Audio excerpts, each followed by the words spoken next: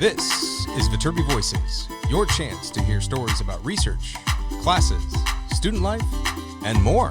Directly from our students, faculty, and other members of our engineering community.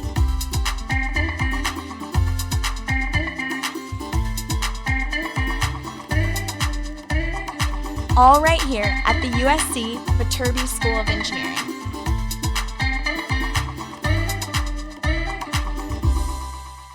Welcome back into Viterbi Voices. My name is Paul Ledesma. I am the Director of Undergraduate Admission here at the USC Viterbi School of Engineering. And if you are a subscriber to the podcast, I'm sorry we are overwhelming you. We are just loading up episode after episode after episode right now because we're holding all of these faculty roundtables for admitted students, but the content is just fantastic. This episode is our faculty from the Daniel J. Epstein Department of Industrial and Systems Engineering, sometimes better known as ISE. And we have Dr. Khashe, Dr. Palmer, and Dr. Moore from the department who engage in, to be quite honest with you, a very entertaining conversation as we talk about how maybe some people don't know what industrial and systems engineering really is because it is so interdisciplinary and somewhat of a misnomer of the work that it actually does. Industrial, for example, is kind of a misleading name. And so we talk a lot about how the combinations of engineering and business overlap, the operations, research, the opportunities to optimize and to be efficiency experts. And the term I use always is industrial and systems engineers engineer better businesses. And there's even Dr. Moore has a better take on that, but I'm going to let you listen to it when you get in there. So this is our faculty roundtable for industrial and systems engineering. I hope you've enjoyed all of the other ones we've been putting up. We still have, I think, one or two more to go, so we will get those recorded and up for you. Again, if you're an admitted student, make sure you get that deposit in by May 1st, admission.usc.edu/status. That's your admission portal. Make sure you get that in. If you haven't attended one of our virtual keynote sessions, you can sign up at at your admission portal. These are just for admitted students. That's where we talk a little bit more about the engineering school as a whole. And if you got any questions, shoot us an email at vadmit@usc.edu. Or give us a call at 213-600-9919 or email us at No, I said that already. Gosh, it's been a long day. It's the end of the day. It's after 5. It's Thursday. And I hope that if you're going to listen to this over the weekend, that you have a fantastic weekend. You all stay safe and healthy, and hopefully we'll see you real soon. Hello, everyone, and welcome. As everyone makes their way in from the waiting room, I really appreciate you joining us. Welcome to the Faculty Roundtable for the USC Viterbi School of Engineering and the Epstein Department of Industrial and Systems Engineering. We have 3 fantastic faculty members to speak with you a little bit more about this department and the discipline. So without further ado, I'm going to get out of the way and let them introduce themselves. Let's start with Dr. Moore. I'm Jim Moore. I'm a professor in the Epstein Department, obviously. I've got some secondary appointments, including the Price School of Public Policy and the Astani Department of Civil Engineering. I focus primarily on transportation systems. I've served as department chair. I've served as vice dean for academic programs. I still, at present, direct the transportation engineering program. But right now I'm spending more time in the classroom and doing research on urban transit. I'm trying to be brief. Thank you very much. No, that was great. Thank you very much. Dr. Palmer. Hi, my name's Kurt Palmer. I'm one of the members of the teaching faculty of the department, which means my responsibilities are primarily in the classroom. I teach courses in statistics and simulation and quality management. I'm also the associate chair of the department, so that means I work with our department chair to help orchestrate the undergraduate program, try to make sure that we're offering enough classes so everybody can keep moving towards their degrees, and making sure everybody's following the right path, getting their courses taken care of in the right order. Thank you very much. Dr. Khashe. Hi, my name is Yalda Khashe, and I'm also a teaching faculty at the ISE department. I've joined the department as a full-time faculty a little bit more than a year ago, but before that, I was also a student at the ISE department, so I did receive my PhD from the very same department that I'm actually working on right now. I mostly teach engineering management and human factor courses, and my main area of research is human factors and macroeconomics. Well, great. Well, thank you so much for joining us. We should have a great time here. For all of you students that have joined us, I forgot to introduce myself. My name is Paul Ledesma. I'm the Director of Undergraduate Admission. It's a pleasure to have you here and excited to talk to you about the opportunities waiting for you in this discipline. I'm going to be leading the questions for the opening part about this and helping to moderate the discussion between these faculty. And then toward the end of this session, if you have your questions, be thinking about them now, because I'll open up the chat in a moment or actually toward the end, I should say, for you all to ask questions. And then I'll moderate those questions for our faculty members, and we'll get to as many as we possibly can. To start us off, let's start with a seemingly simple question, but I'm sure it has a complex answer. What the heck is industrial and systems engineering? And I'd love to have you all fight it out on this one. Well, to be honest, ISC, what do we do, has actually been one of the hard questions for industrial engineers to answer since the founding of the profession just around the time of World War II. We sort of struggle with this, explaining ourselves to the rest of the world regularly, mostly because we're a very broad discipline. We have a lot of sub-disciplines. Things like probability and statistics that people use for making sure that products and services are going to be what customers want, or optimization technology that people use for making sure that scarce resources like, let's say, ventilators get to where they're needed. Scheduling and logistics to make sure that all the toilet paper gets to the right stores. Manufacturing, got to make sure that when we get around to making cars again, that we're making them the right way. Human factors, so that people don't get hurt while they're at work. Economic evaluation of projects, so we make sure that we're doing things that are going to help companies make money. Database design, so when you go to purchase something from Amazon and they're making those suggestions to you of other products, they're actually products that might be relevant to what you're interested in. And of course, engineering management, making sure that people work together effectively and efficiently in the workplace. Thank you. That was fantastic. Any other opinions, Dr. Moore, Dr. Khashe? I also wanted to add technology and entrepreneurship, because industrial and systems engineers also contribute to that area as well. And it, as Dr. Palmer, as Kate mentioned, that it has a lot of disciplines and a lot of sub-disciplines that, depending on what it is that someone is really interested in, there is always an application of the tools and techniques that industrial and systems engineers work and learn that can be applied to those areas as well. Since there's no one from the Marshall School of Business on the call, I'll respond the way I like to respond on this. Industrial and systems engineering is what business would be if business took mathematics seriously. But they don't, so they leave the real work to us. And I'm being a little bit flip. There are elements of industrial and systems engineering that are not captured by that remark. And there are some aspects of business that traditionally have not been part of industrial engineering. For example, marketing is an enterprise that is more or less specific to business. I have known some industrial engineers who have been interested in marketing because there are elements of psychology in industrial engineering, and that also touches marketing. But we aren't quite synonymous.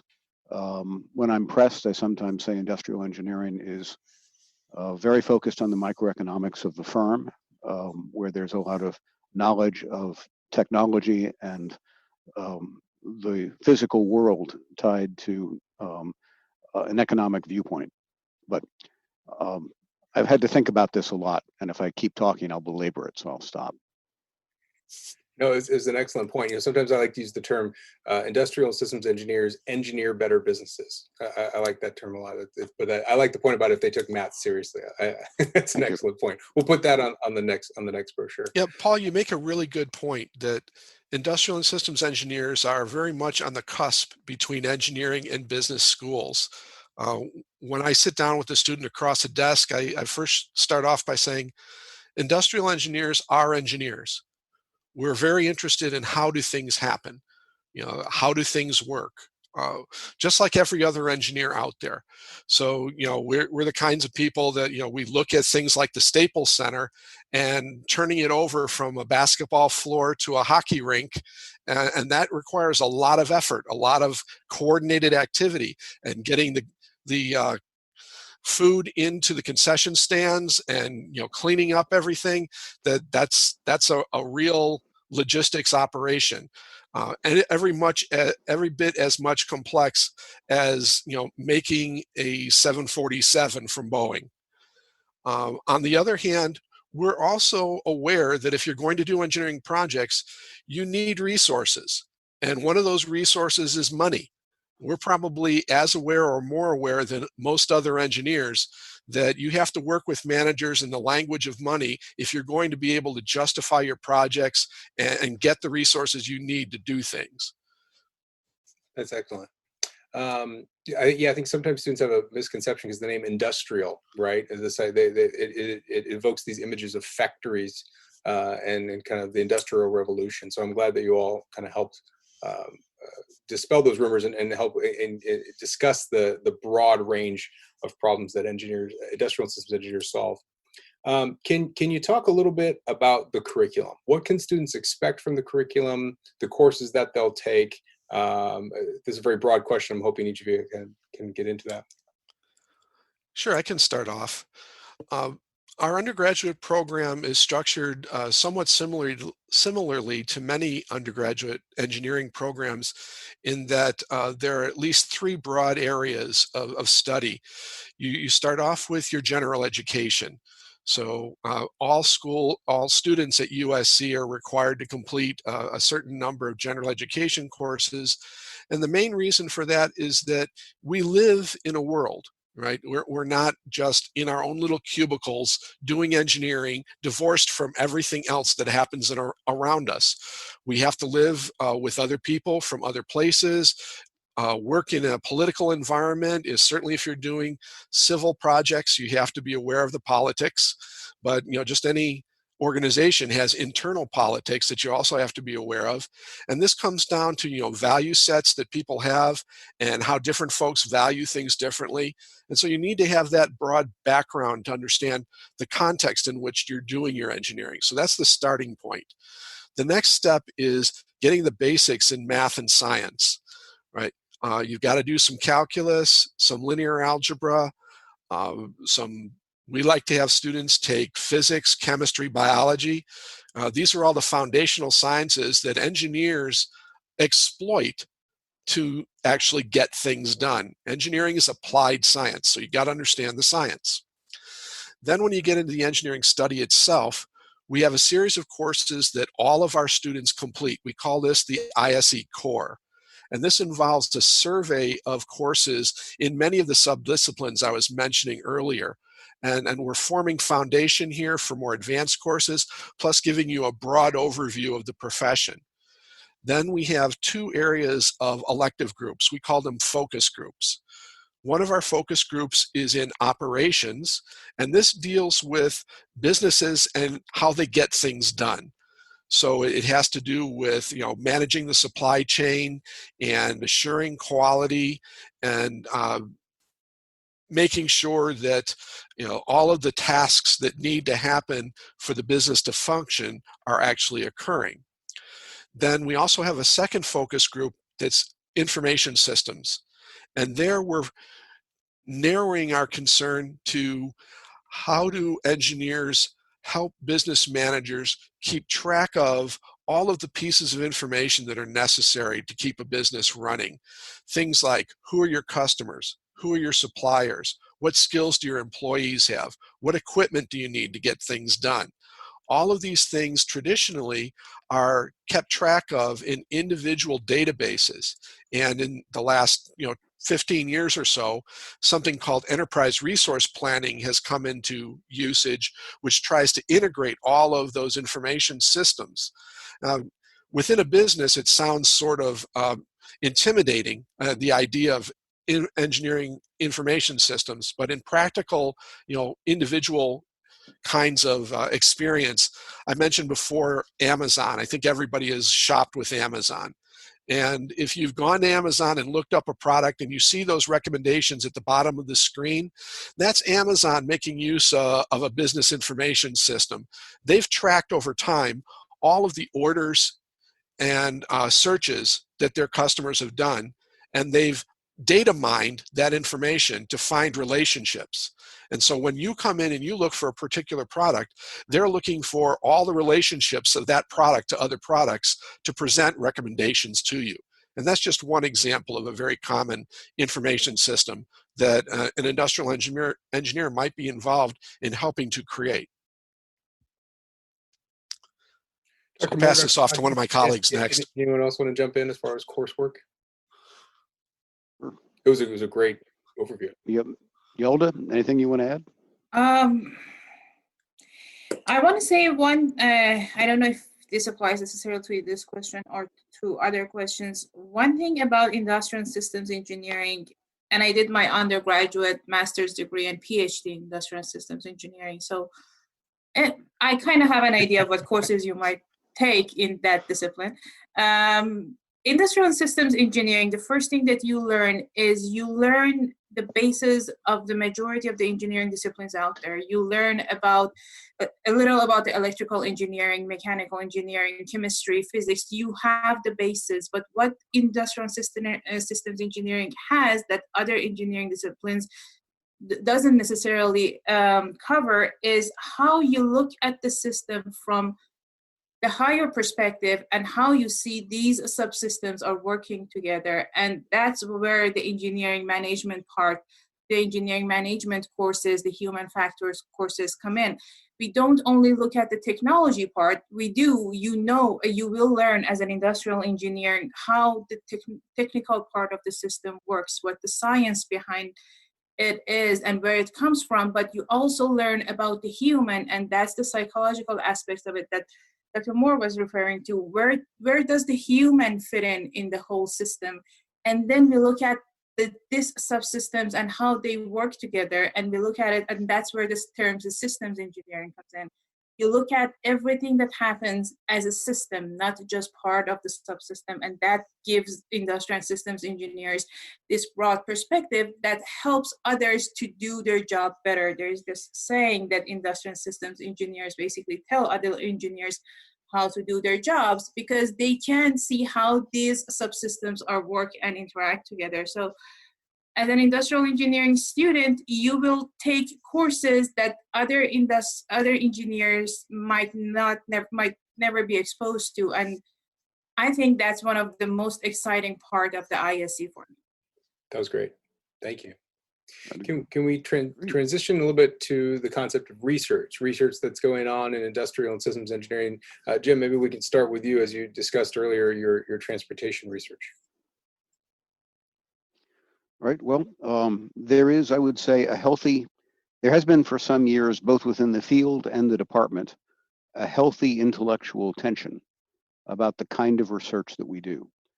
So my colleagues have already alluded to the fact that we are a broad field, and there are a lot of different kinds of research projects that can be folded, that industrial and systems engineers tend to be interested in. So we have a fairly strong, I would say, deep and broad presence in manufacturing engineering. That's not true of every industrial and systems engineering department, but there is a contingent of faculty who are very interested in that area, including some, well, it's all cutting edge work, otherwise it wouldn't be research. We have folks that are very interested in optimization. So one of the important ideas that came out of industrial and systems engineering is algorithms, right? So we often associate algorithms with computer science, and we should, because computer science made algorithms relevant in a way no one else did. But the idea of a mathematical algorithm, a set of procedures for solving a generic class of problems, is really an industrial engineering concept. And so we do a lot of work on a lot of applied mathematical research that takes place. And then in addition, there is work that is more psychologically based within the department. We have some folks associated with the department who are really prominent in the area of decision theory, and that spans a number of techniques. And that this is, by no means exhaustive. Some of the work that we do is very computationally oriented. Some of the work is very mathematically oriented. Virtually all of it involves, some of it is very physically oriented, but virtually all of it involves a set of activities that have got a person in the loop who's making use of information that is being generated and making decisions on the basis of that information. And that's one of the, I would say, unifying paradigms of the kind of research that we do. Is there is a set of scarce resources out there, and there is contention for those resources, and we have to figure out how to make the highest and best use of them. And there are many, many tools that we use to try to make those decisions, or to help others make those decisions. And our research tends to focus on the quality of those tools. So I hope that was not too generic. That was good. Do we have any examples of other projects faculty are working on that we know of? Well, sure. So my colleague Subrajit Sen does a lot of work on large-scale nonlinear programming problems that focus on how the electricity market should operate. So we've got a fairly regulated market for electricity. There are various layers to that market, and the goal is to make sure that electricity is delivered with a high level of reliability, hopefully without starting forest fires. And this is a very difficult set of nonlinear programming problems in which some of the variables are smooth and some are discrete. It touches a class of problems that are known to be so difficult that the only way to solve them optimally is with complete enumeration, and no one can afford to do that. Right? So you need to find techniques that give you good solutions to very difficult problems, and hopefully good solutions that are within some range of what the best solution is, even if you're never going to know what the best solution is. It actually is. My work tends to be more applied than that. Clearly, there are strong applications for what Super-G does, but my work, it tends to be public sector. The largest projects are public sector projects, but the public sector has a problem. There's no residual claimant for the projects. There's nobody to go broke if the projects are badly executed. There's nobody to get rich if they're well executed. And as a result, some of the largest projects in society really receive fairly mediocre decision making. And so there's much to be gained in terms of social welfare if we can improve the decision making around large projects. And transportation and logistics are just something I know about because there was something I was trained into in the context of industrial engineering. So that's where my focus tends to go.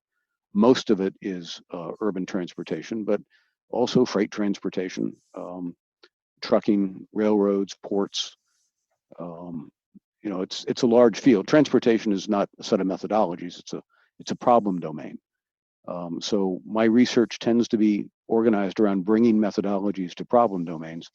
And I've got colleagues who focus more deeply on the research methodologies. How can we deepen the tools necessary to be brought to bear on any number of different domains? That was great. Thank you. And anything else from our other faculty members? What I wanted to add to what Jim just said is that the research, as we talked about it, industrial and systems engineering covers a very broad field of topics. And one thing that I'm not going to say is unique to ISC research, but it certainly is part of it, is the nature that it's interdisciplinary.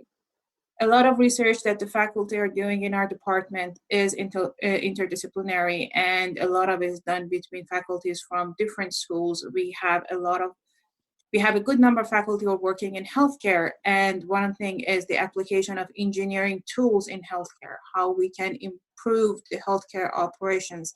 Or for example, in situations that we are right now in the case of pandemic, how we could possibly predict it, or if we are at the point that we are now, how we can optimize the use of the limited resources that we have in order to better care for our patients, make sure that our healthcare workers are safe. and the resources get to them on time. And this is one example of application of engineering tools in healthcare. The same thing applies to business. We do have a lot of interdisciplinary research between industrial systems engineering and psychology.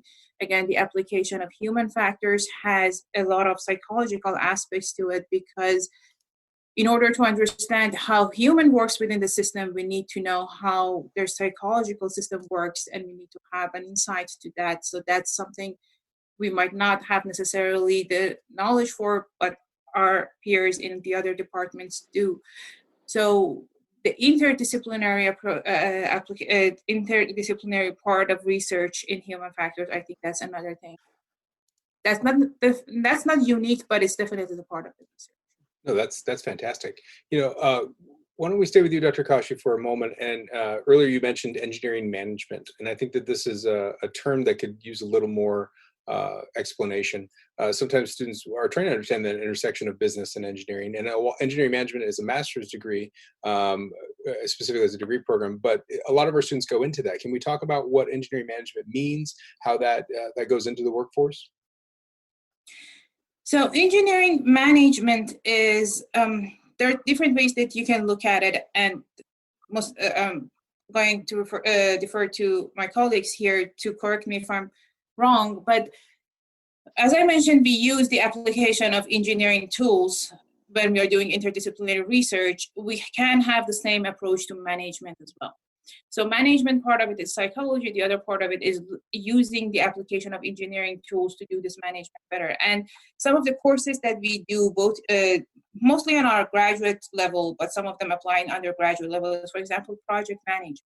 So project management is part of it. Like when you have a large scale engineering project, how would you manage this project from the conception, when you have the idea, all the way through planning, execution, and closure. So we talk to students, we have a semester-long project for the students that they go through these steps, but again, looking at all these steps from a systematic perspective, not just how you would do the technical part of it, but how you would manage the resources. Where does the skills come from? What training you might need to have? How would you select that project?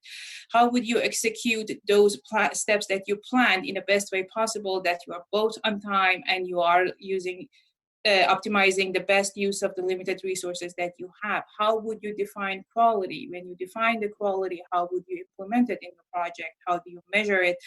How do you evaluate it? How do you communicate with your customer? And at the end, how would you wrap up and transfer the project to the customer in the best way possible? Another course that we have is managing engineering teams. And we talk about first, what is the fundamental of teams? What's the difference between a team and a group of people that are working together?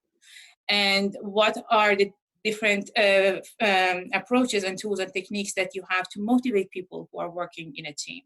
How would you resolve conflict? What's your approach to conflict? We touch on negotiation. We talk about communication. We talk about how would you schedule, and what are the different roles that people have? What are the different approaches that you can have as future manager to manage your teams? We talked about quality management, and I just don't want to hog the floor here, so I think Dr. Palmer can talk better about quality management. Well, I think I'll take it a little bit, more broadly on the project management side of things. We do have an undergraduate required course in project management that leads into the senior design project course that actually Dr. Moore has been very heavily involved with for the last few years.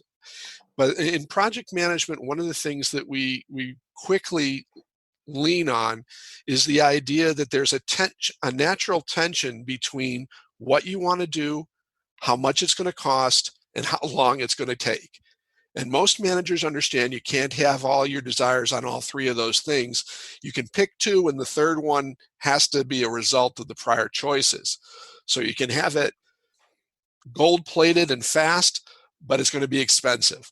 Or you can have it fast and cheap, but it's going to be, maybe not all the features that you really want to have. There's always a trade-off going on in there. We call it the triple constraint. And then the other side of the engineering management is coming back to the systems engineering concept.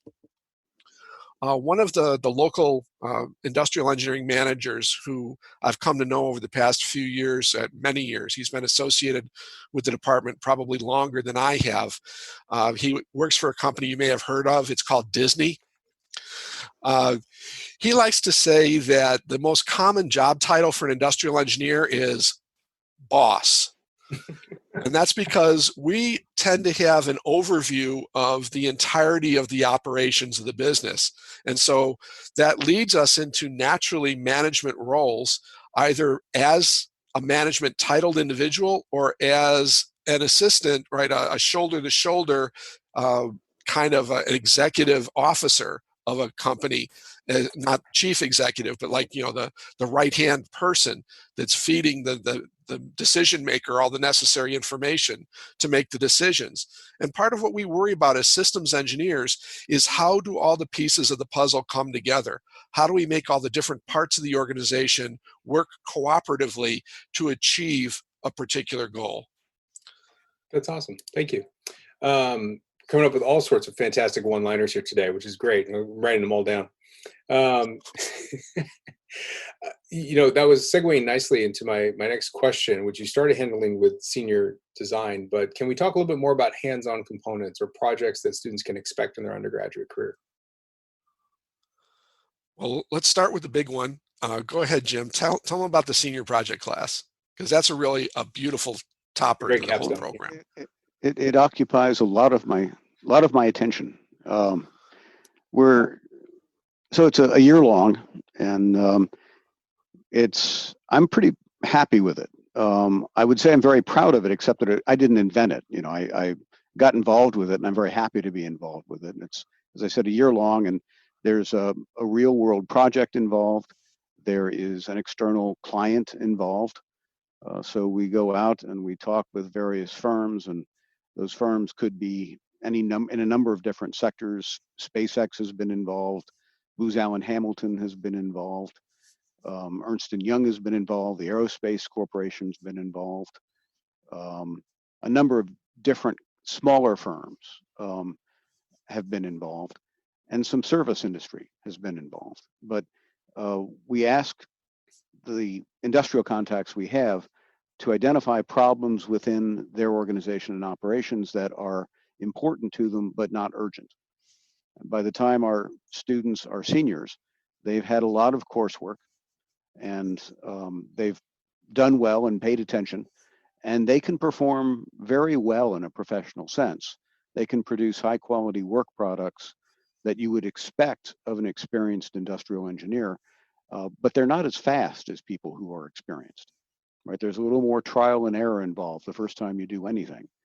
And it's very fun to get students involved in these real world problems where there are external clients to whom the outcome matters, where there's actually something at stake. The students are responsible for deciding how they're going to approach problems.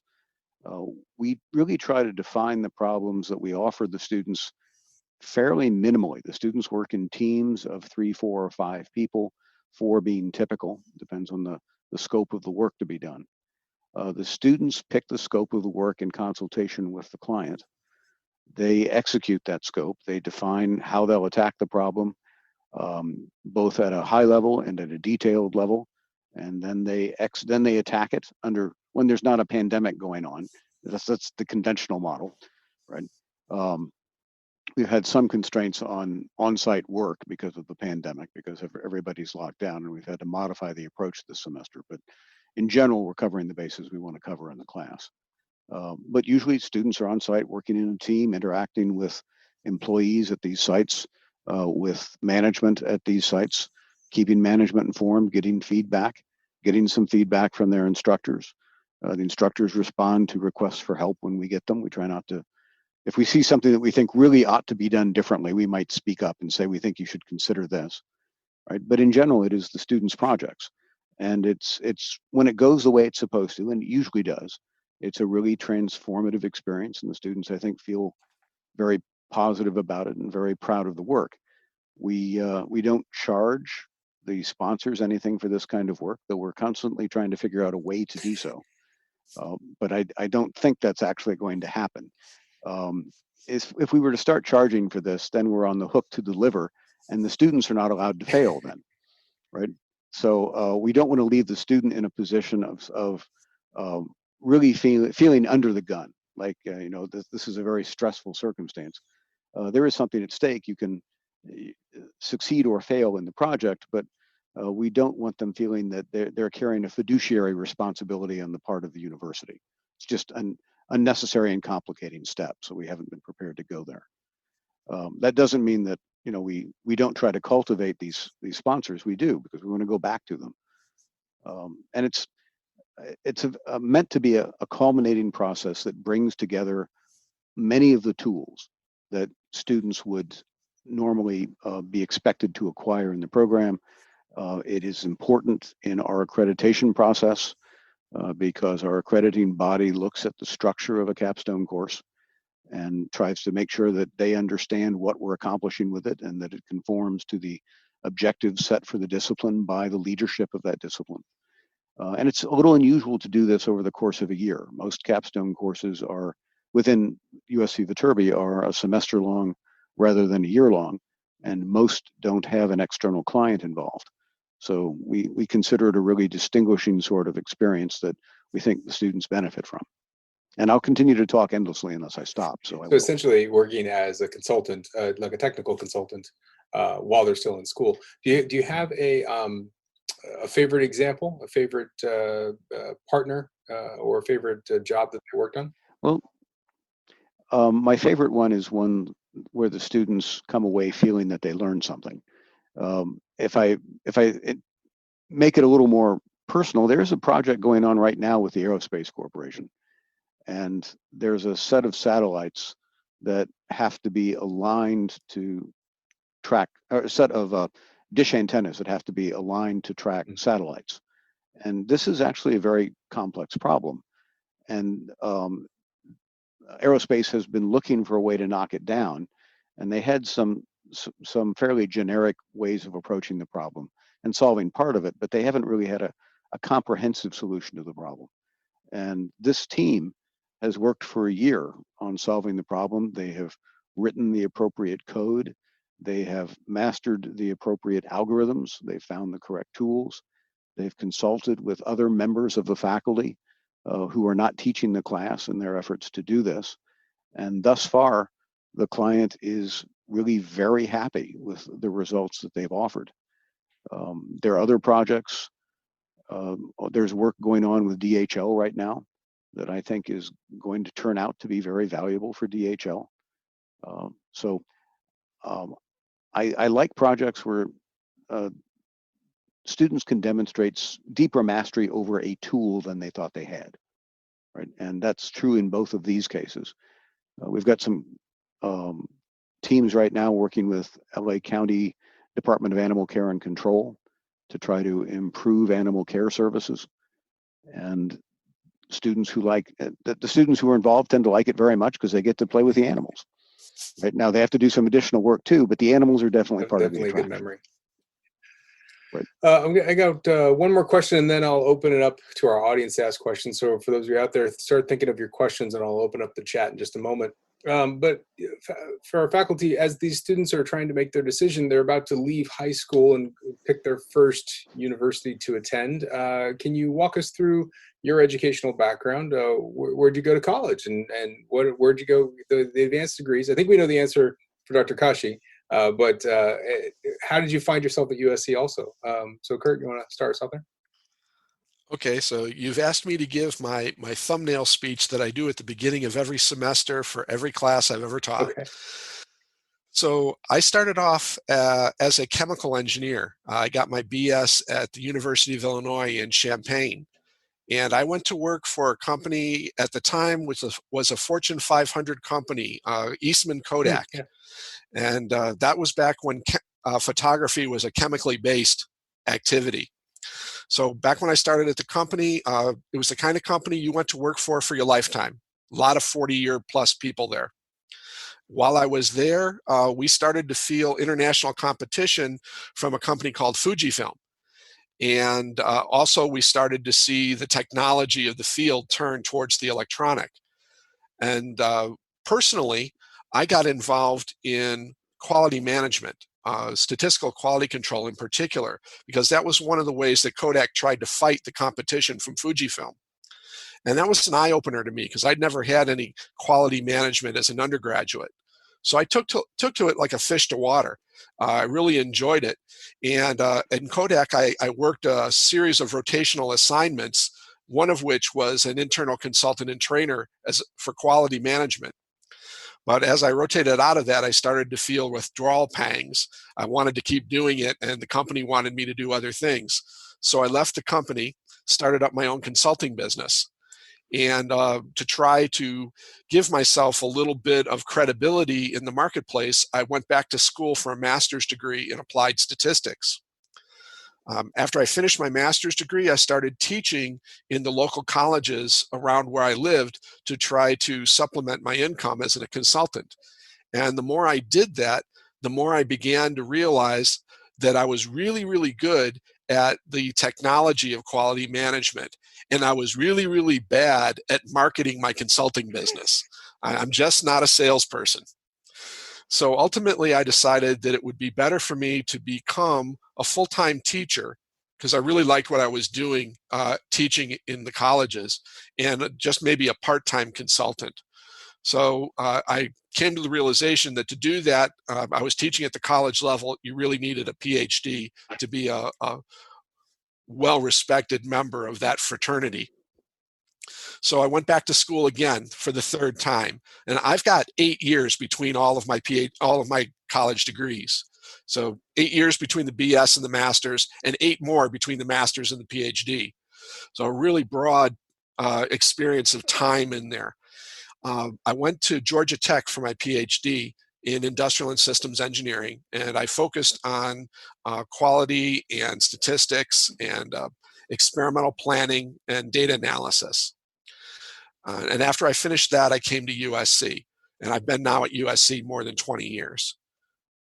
Thank you. Wow. Kurt has a lot more industrial experience than I do. I was a co-op student, and I interned in some summers in graduate school, but basically I went to college and never left. I liked it a lot. I still like it. I grew up in the Midwest, went to college in the Midwest, went to Northwestern, did not get to California until graduate school. Earned undergraduate degrees in industrial engineering and urban planning at Northwestern, and that was largely reflected a focus on transportation systems. Got to California in '81, and I was angry. There's a paradise in the West, and this critical need to know data had been withheld from me. I had missed the memo, right? And so I realized that I wanted to live and work in California. And I came to that decision within about 12 hours of being here. I was driving across the Bay Bridge when I came to that decision. Went to graduate school at Stanford, took a master's degree in industrial and systems engineering, and then went back to Northwestern for 1 year because there was a faculty member at Stanford who was going to visit at Northwestern. And he wanted me to come back with him, and we would continue to work together. And then he would return to Stanford, and I would return to Stanford, and I would finish there. And he did not return to Stanford. He stayed where he was. So I had a year in graduate school at Stanford and a year at Northwestern, and I had a choice to make. I could finish either place. And I knew that I loved California and I loved Stanford, and I went back there, and I finished there. I had a great experience. I received a PhD in civil engineering, but the way doctoral programs work, basically whoever pays gets equal billing on the diploma. So all of the research I was doing was industrial engineering research. That was all the methodology, but that was applied in a public sector transportation system context. And because that department supported me and allowed me to finish my studies, the PhD is in civil engineering, but you absolutely would not want to drive a car over a bridge I designed, right? That would be, I think, a very high-risk proposition. It's just industrial engineering is relevant in a lot of different contexts, and it was relevant in that aspect of civil engineering. So that is my checkered past. If you ever, well, there's an expression I've learned because I believe, if you want to hear God laugh, make a plan. Because I said I wanted to live and work in California, and when I was done with graduate school, the best university that would hire me was Northwestern, and I had to go back to Evanston for 2 of the longest years of my life. And then one day in '87, the snow was falling gently and horizontally as it does in Evanston, and USC called and said, "Do you want to come visit for a semester?" And I said, "I will be there tomorrow." And that was 33 years ago, and I've Never looked back at the snow or the ice. No. And then Dr. Khashe, I think you said you earned all your degrees in ISC. Was that all at USC? No, I did my undergraduate degree in another country, and actually I wanted to be a mechanical engineer all my life, before, like, all the way up to when I had to decide my college major or discipline. I wanted to be a mechanical engineer, but then my father actually suggested that I should look into industrial engineering, and I did, and I loved it. So I did my undergraduate degree in industrial engineering. All the while that I was studying full-time, I was also working part-time as a quality management consultant for 4 years. After graduation, I worked for about 1.5 years as a project manager in the oil and gas sector. And then I moved to the United States for my master's degree. I did receive my master's degree in industrial, it was manufacturing systems engineering department at the University of Texas in Arlington. Then I was looking for a plan, what should I do after graduation? And I looked into only 2 colleges, universities for PhD. I already had a PhD admission at UTA. I contacted a professor at Virginia Tech, and I contacted a professor at USC, Dr. Mishkari, who is working in human factors and economics, and he explained what he's doing, and I loved his work, so I applied to USC, and I came here for a PhD. And while I was getting my PhD, I also did receive a diploma in innovation from USC Office of Student Affairs because of the project that we were working on with 2 other PhD students, an application of the dashboard for management on how to actually track the reliability of their operations. After receiving my PhD from the ISC department, I was a postdoctoral research associate at the Department of Technology, Innovation, and Entrepreneurship at USC, and then I joined as a full-time faculty. Actually, I got my first teaching position at USC as a teaching assistant in the ISC department, and Dr. Moore gave me my first teaching position at the ISC department. So I kind of credit... I know quality. So I kind of credit my career to him, credit/blame, but anyways, he was the first person who hired me for my teaching position. Yeah. And here I am after all these years.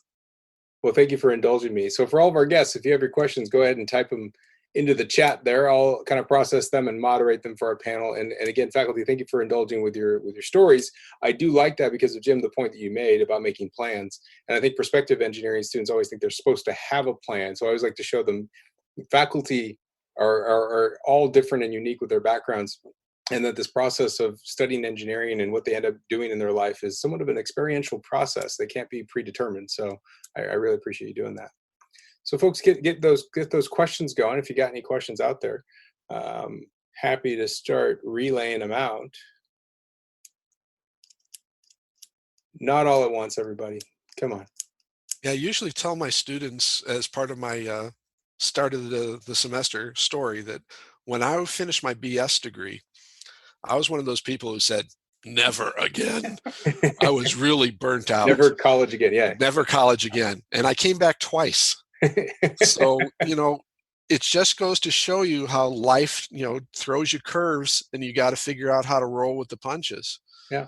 So we have a first question here from Alyssa. Thank you, Alyssa, for your question. The question is, what options are available for a student looking to major in IC, but also very interested in environmental policy? I'll start this just because from a curricular perspective, it's always possible to major in something in engineering and have a minor, and having minors in either environmental science or some other things related to public policy, that's an option just as far as you build your undergraduate curriculum.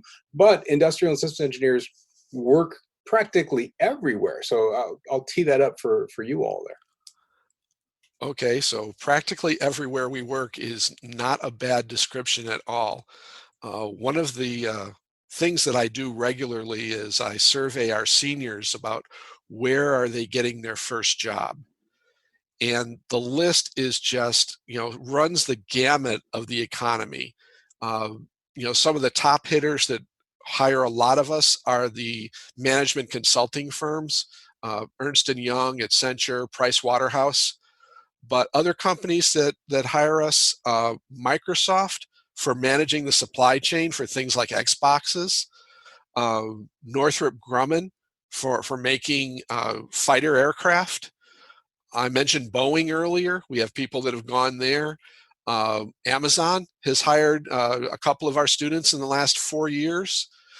We regularly are placing people with Disney. And then there's probably about 50 organizations that have hired at least one student from us in the last 4 years. And just glancing down through there, I see companies that you may have heard of, like Facebook and NBC Universal and Pandora Media and Uber. And let's see, over on the manufacturing side, Land O'Lakes. Do you like butter?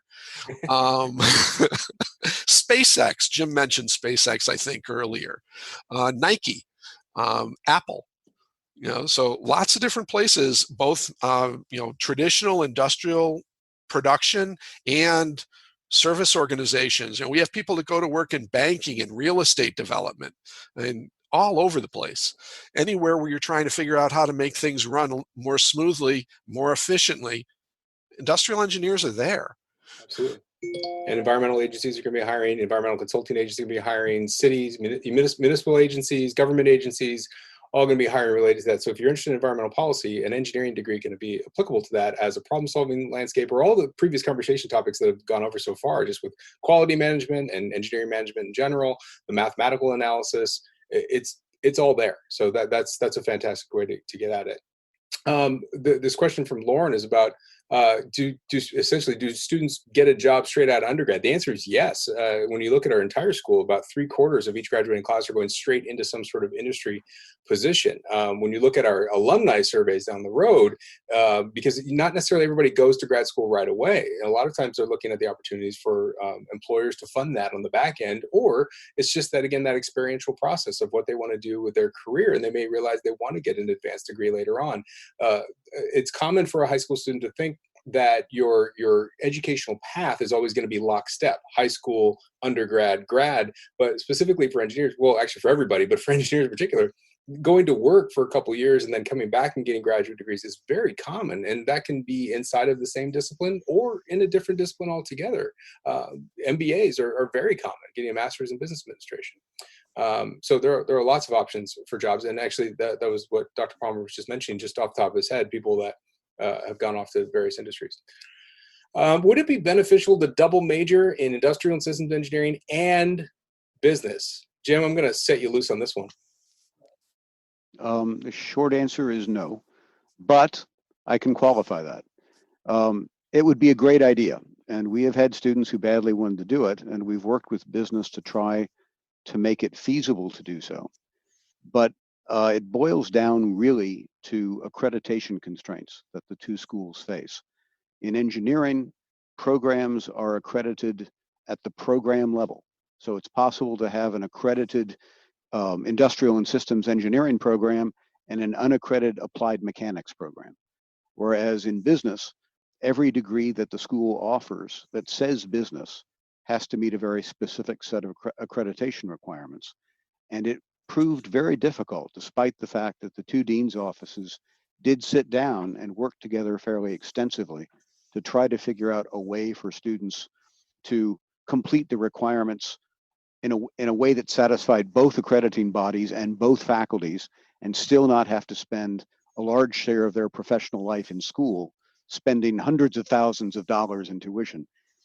We just didn't manage to pull that off. But there are some exceptions.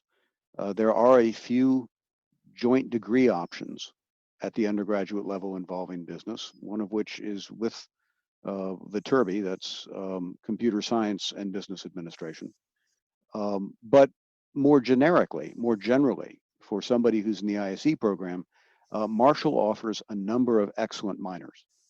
And I think the question boils down to, do I major in business and minor in engineering, or major in engineering and minor in business? The simple truth of the matter is that engineering education, and again, please don't tell them I said it this way, is so much deeper and better than most of business education that it really makes sense to major in engineering and then minor in business, because the minors encapsulate the most valuable part of business that you can that engineering doesn't cover, frankly. There's some overlap, but there are some aspects in a well-rounded business education that we don't focus on. And the Marshall minors are set up, frankly, to provide an option for students like engineering students that want to acquire more depth in business than we can give them, in addition to engineering science, mathematics, basic science, and our own discipline. So you can blend the two fields, but don't try to do it with two majors. Do it with a major and a minor. Yeah, and just to clarify, because there's another question here about, can I do two minors? You can do whatever you want, and we will gladly accept tuition checks from you for as long as you want to be enrolled. But I'm assuming you have a goal in mind of 4 years. In the industrial system, any engineering program is a full 4-year program. Students are regularly majoring in an engineering program and minoring across the university. The business minors, there are so many, right? It's not just minoring in business, it's minoring in marketing or entrepreneurship or technology commercialization or the ideas of finance. So if you have a passion that you want to couple that with, go for it. When you want to do two minors, you can, again, that's more classes, right? Every minor is somewhere between 4 and 8 courses. But usually, I will tell you this, from a high school perspective, I always have high school students asking, can I do multiple things? The answer is always yes. But the question is, what are you going to really do when you get here?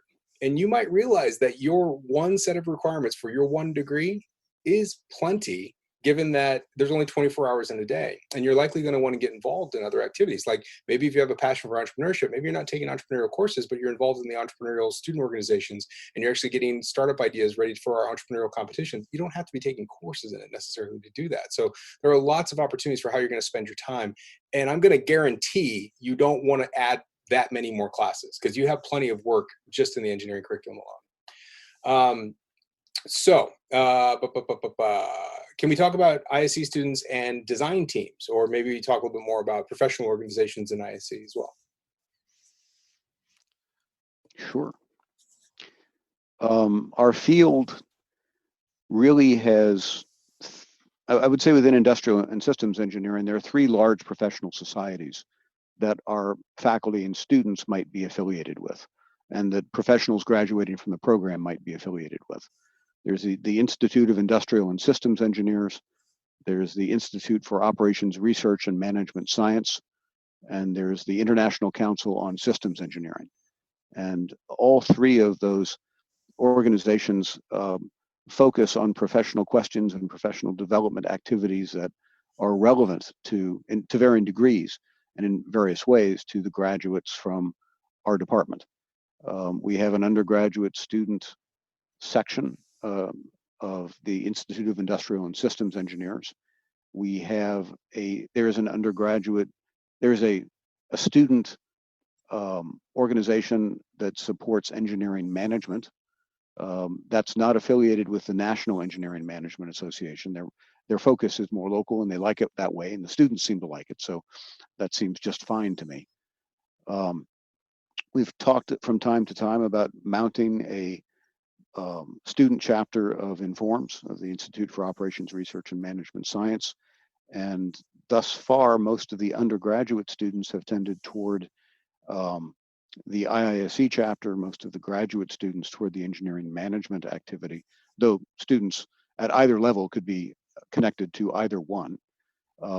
both of those chapters are good connections to the larger organizations, and both provide a conduit for students to engage with professional societies. There are other local professional societies, because this is LA, right? So there are many professional societies here. You've got a number of options available to you. There's a student chapter for the Institute of Transportation Engineers. There's the Women's Transportation Society, which is called the Women's Transportation Society because it was a way of tricking employers into allowing women to go for training when in fact they were going to network. And they just kept the name out of respect for their original mission, but men and women both belong to the organization. So I know about transportation because that's where I work, but there are many parallel sorts of professional societies like that. Sometimes we've got faculty serving as chapter advisors for various societies. I know that's true across the board in the Viterbi School. And there's no particular reason that you would necessarily have to be engaged, if you wanted to be engaged with a professional society, strictly with an industrial engineering or operations research or management society. You could be engaged with any number of different engineering professional societies that have student chapters at USC. Yeah, I will say, for a group focused on efficiency and optimization, those are some mouthfuls of acronyms in those organizations. I know you didn't make them up. Just the thought came to me. And then, in addition to that, I think what's also might be at the core of the question is, there are a number of different design teams at USC in the engineering school, whether that be like Rocket Lab or whether that be Formula C, the racing team. There are a number across the board. Those aren't you aren't required to be in that specific major. You're not. It's not just astronautical engineers working on Rocket Lab. There's IC students in there, and there's computer science students in there, et cetera. Same thing goes across all the design teams. So everything is open to you. So don't feel like you're locked into a specific lifestyle or a specific activity set based on your undergraduate degree program. And industrial and systems engineers, to be quite honest with you, are spread out across their involvements in the engineering school and also across the university, and a lot of involvement in the business school as well, because of their overlap in some of that discipline and where they go to. Lauren rephrased her question to say, can you do a major in 2 minors in 4 years? Yes, but again, it depends on the minors, right? Some minors are 16 units, some minors are 32 units. So if you're picking a 32 unit minor, that's a little more challenging to do in 4 years, but between 2 16 unit minors, yeah, that equals the 32 unit minor. So it also depends, because you had your APs and IBs, and the handbook that we mailed you shows you the exact curriculum along with the APs and the IBs along with your optional electives. And none of that includes summer. So if you ever wanted to add more, you could. So there's definitely opportunities. We have some questions about international students finding jobs. International students find jobs practically anywhere. The only limitations tend to be from government work, government contracts, where maybe the students are not allowed to be hired, but you have the same opportunities, for lack of a better term. And international opportunities for IC students, like study abroad or internships, yes, across the board, just like with the rest of our engineering schools. Industrial and systems engineers study abroad the same rate that the rest of our engineering students do, whether that's a semester program, a summer program. There's lots of opportunities for them to do that. I have one last question for our faculty, and then I think we should wrap it up. And we have some undeclared engineers that are in this session. They have yet to think about what they want to get into. So this is a point for you guys. And we don't have any other faculty from other departments on this call. So you get to own this. Why is industrial and systems engineering the best engineering discipline? I won't tell them he said anything. All right. Well, I have my own ideas, but I don't want to usurp anybody else. I think the thing that I've heard from the students over the years is that industrial and systems engineering is different from the other disciplines in that we are concerned about the people in the organization. A lot of students over the years have said ISE stands for I'm a social engineer. And that doesn't mean that they're trying to, talk you out of your money like some telemarketer might be, but that we're aware of the social aspects of business organizations, that if you're going to get something done, most of the time you can't do it just by yourself. You got to work with other people. And so while you're doing that, why not enjoy it? And a lot of industrial engineers enjoy working with other people. And that's a lot of what we have to do is you go and talk to the guy on the shop floor to find out how something happens, because nobody knows it better than the guy who does it every day. or you go and talk to the gal in the office who's writing up the purchase requisitions and find out why there's a big delay in getting those processed through. What problems is she having that you can help solve for her? We're problem solvers. A lot of engineers are. We just take on the problems that involve people.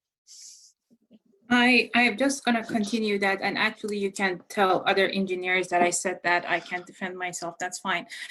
Yeah, I think what I like, and I mentioned that before about industrial and systems engineering, is what just Kurt mentioned, is that we are looking at people in the system. For example, in human factor, we are looking at how I can design a seat for a car that can be adjusted to any person who sits in that car, and at the same time they're going to be comfortable, they're going to be safe, and they can do what they're intended to do. So we look at people, we look at the system, we design and manage systems in a way that the system operates in a safe and reliable way. We look at, for example, nuclear power plants, how we can operate a nuclear power plant while we don't have a Chernobyl disaster, how we look at the cockpit of an airplane, we look at an ER, we look at different applications. And what industrial systems engineering training education has given me was the ability to actually go and look at different industry, different manufacturing plants. Healthcare, I was at the operating room. I was involved in a research that looked at the emergency response to a mass shooting. I was involved in a research with Dr. Moore that we looked at how a new technology can be implemented on a train, so we have a better experience for riders. So these are the different aspects of the industrial engineering. It's interdisciplinary, and it actually gives you the tools that you can apply in basically any industry that you desire. It can be green technology, it can be tech, you can go to Silicon Valley, you can go work in oil and gas, transportation, so sky is the limit. And I think that's what's best for industrial. Wow, covered a lot of the basics there. I don't have a lot to add. I have a little. Traditionally, most of our undergraduates have not come from freshman ranks. They've come from other engineering fields. And I used to live with students. I lived with students for 25 years. So I had ample opportunity to talk with them about the nature of their decisions and what they were responding to. And one of the things I've seen consistently is that many of the students that enter industrial engineering, initially didn't understand what the label industrial meant, because it's kind of a pejorative, negative label for a lot of them. And if I had a magic wand, I think I would change it to enterprise engineering or something of that nature. But they often were looking for a experience that was a little broader, still relatively deep, perhaps not so deep they had to take a third course in thermodynamics, but broader, where we had connections to applied social science concerns that were absent in other disciplines. And so I didn't pick my undergraduate major until they forced me to, until the second quarter of my junior year, where they said, you may not register until you pick a major. We're done with you, right? We insist. And I picked industrial engineering and management science because I had never really thought of management as a scientific opportunity and a scientific activity before that. And it was the only undergraduate management degree that Northwestern offered. It was the only one that had management in the title. So I liked the idea of additional breadth, and I'll tell you what I would tell your parents if I was talking to them. Almost all students make adjustments. I'm glad you're investigating the options before you. The unsolicited piece of advice I have to you is don't cling to the decisions made by motivated, well-intentioned 15-year-olds. By the time you've been here a year, you will understand the options before you much more thoroughly than he or she ever could have. The only audience for your decision is you. You don't have to worry and should not worry about disappointing anybody else. It's your life. You have to live it. And you owe it to yourself to understand what makes you happy and to pick the avenues that you believe will bring you to that state. And I think industrial engineering is an attractive major because it offers more avenues than many other disciplines. Well, that was a fantastic closing note. When I saw that the three of you would be on this call, I knew this was going to be an entertaining hour, and you did not disappoint. So thank you very much. I really appreciate it. Dr. Moore, Dr. Palmer, Dr. Khashe, thank you so much for spending time to connect with our students. And for our admitted students out there that are joining us, thank you for spending the time to visit with us. Usually we like to do these things in person, but we're going to do them the best we can this way. If you missed any part of it, I'm going to put the video up on YouTube. I'll also take the audio and put it up on our podcast a little bit later today once we get it edited. But I really appreciate you coming. I know that you have a challenging decision in front of you. We really do hope that you choose to join us here at USC. We think that you belong here, and we want you here as well. So you have to make that decision by May 1st, and you can put that in at admission.usc.edu/status. That's your admission portal. Make sure you get your deposit in by May 1st. If you got more questions on this curriculum, check out the Viterbi admission website, and you got the whole degree program up there. And if you haven't attended one of our Viterbi keynotes, they happen on Tuesdays. We got 2 more left on the 21st and on the 28th. So make sure you register for that in your portal if you haven't attended one of those yet.